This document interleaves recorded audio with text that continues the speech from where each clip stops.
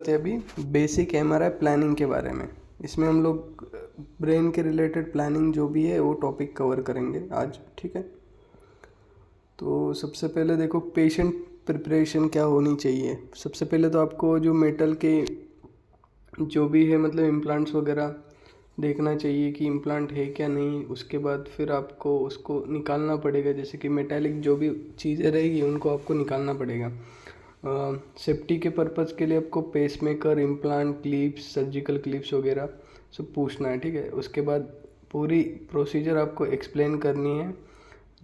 Related noise वाला जो भी है उसमें पेशेंट को आप कान में कुछ हेडफोन्स वगैरह दे सकते हो, लाइक उसके बाद कॉटन दे सकते हो तो उसका आवाज़ और नॉइस कम हो जाए, ठीक है। नेक्स्ट देखते हैं अपन पेशेंट पोजीशन कैसी होनी चाहिए। पेशेंट ब्रेन कॉइल के अंदर प्रॉपरली उसको सेट करना है, देन उसको मूवमेंट ना हो इसके लिए आपको थोड़ा सा पैड वगैरह जो भी है आप उसको लगा सकते हो।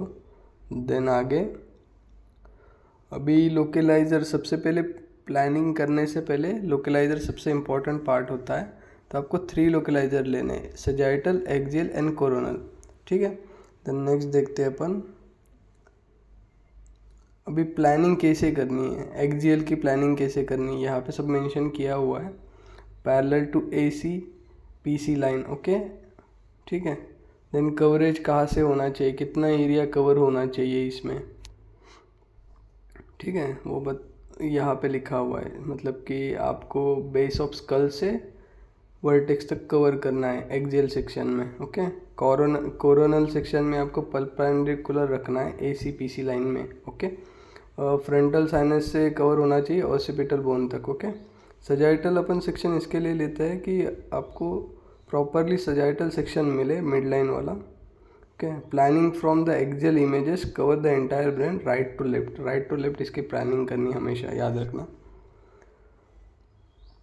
उसके बाद अभी जो रूटीन सीक्वेंसेस है एमआरआई के, जैसे कि T1 एक्सियल हो गया anatomy purpose, second T2 axial for pathology और फ्लूइड, इसमें ब्राइट होता है, ओके।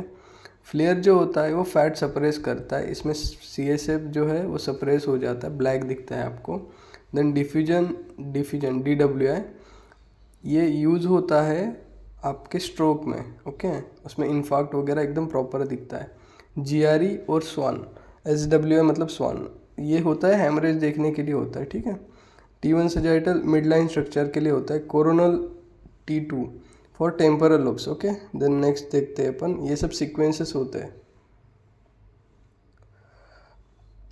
बेसिक पैरामीटर क्या होनी चाहिए, स्लाइस थिकनेस 5 mm, गैप इसमें 1 mm का होना चाहिए, और FOV आपका 220 से 240 mm तक होना चाहिए। मैट्रिक्स साइज आपका 256 से 256 तक होना चाहिए, ओके।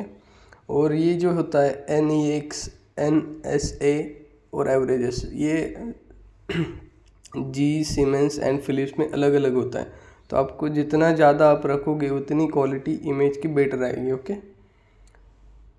देन हर किसी में अलग अलग होता है। ये क्यों होता है कि इसमें जो number of signal of average होता है, ठीक है, इसमें क्या होता है कि जो स्लाइसेस होती है वो रिपीट होती है और उस पर सिग्नल अच्छा मिलता है, उससे क्वालिटी इम्प्रूव होती है, ओके। ये नेक्स्ट उसके बाद फिर NSA होता है, ये फिलिप्स में यूज़ होता है NSA, ठीक है।